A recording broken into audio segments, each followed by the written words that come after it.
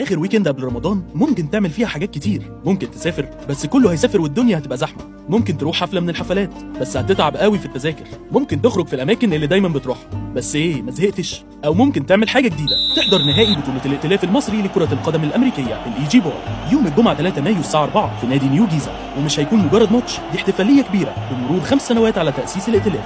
يعني لعب ومزيكا وتجربه جديده، وكمان التذاكر على الباب برعايه نجوم اف ام ونايل اف ام الراعي الاذاعي الرسمي.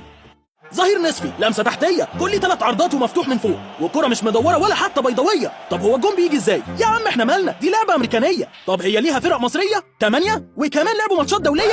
كلام كتير بتسمعه مش بتفهمه، بس لو عايز تعرف اكتر وتعيش تجربه حقيقيه تعال نهائي الدوري المصري لكره القدم الامريكيه في ملعب نادي نيو جيزه الرياضي يوم 3 مايو الساعه 4. زور موقعنا www.ffeg.com واعرف اكتر عن الفرق والماتشات برعايه نجوم اف ام ونايل اف ام الراعي الاذاعي الرسمي للائتلاف المصري لكره القدم الامريكيه.